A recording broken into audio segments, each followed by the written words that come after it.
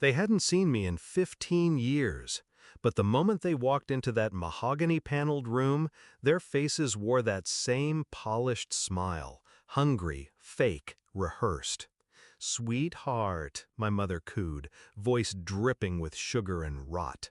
My father nodded stiffly, already eyeing the papers on the table. They weren't here for me. They were here for the numbers. The lawyer's voice had barely faded when their claim dropped like a knife. "As her parents," my mother cooed, voice dripping with sugar and rot. My father nodded stiffly, already eyeing the papers on the table. They weren't here for me. They were here for the numbers. The lawyer's voice had barely faded when their claim dropped like a knife.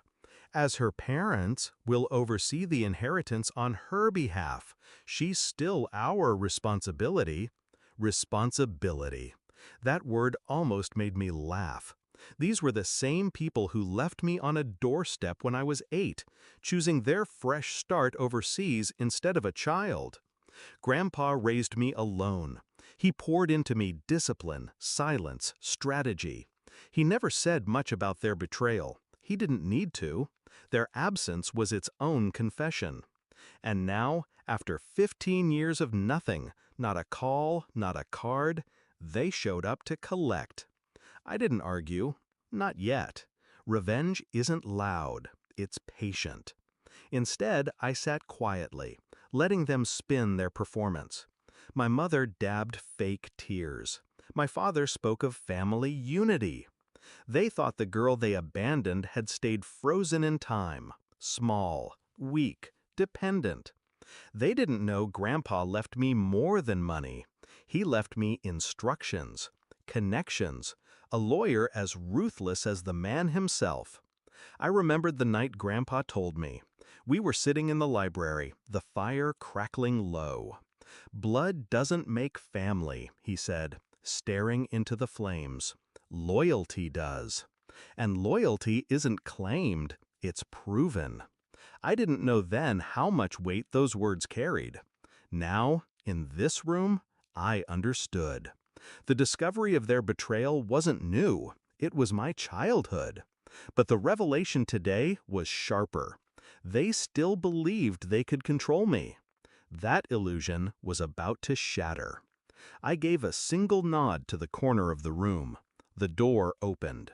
My lawyer stepped in, tall, calm, carrying a leather folder like a weapon. My parents froze. The blood drained from their faces. They knew him. 15 years ago, he was the man who served them their custody termination papers, the man who made their abandonment legally permanent. Now, he was back, standing at my side.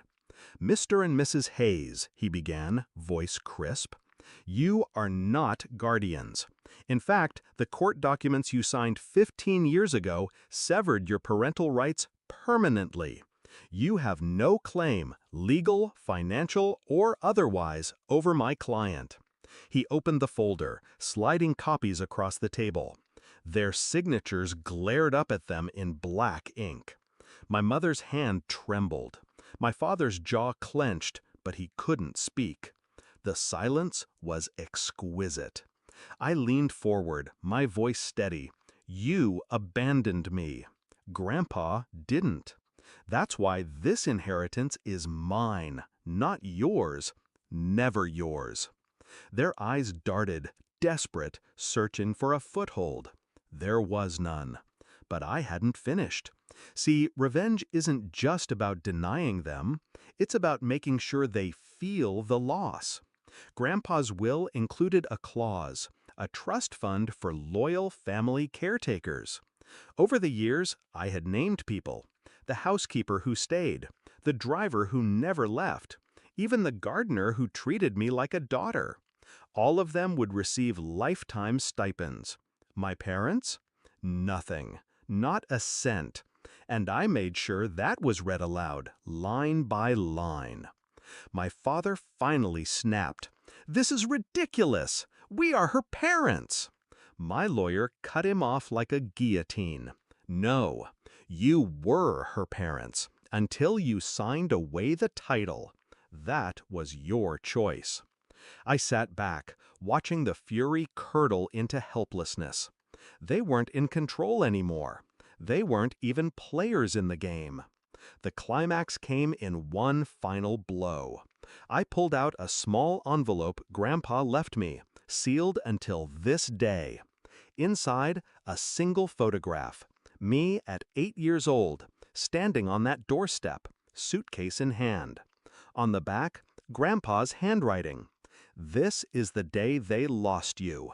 Never let them forget it. I slid it across the table.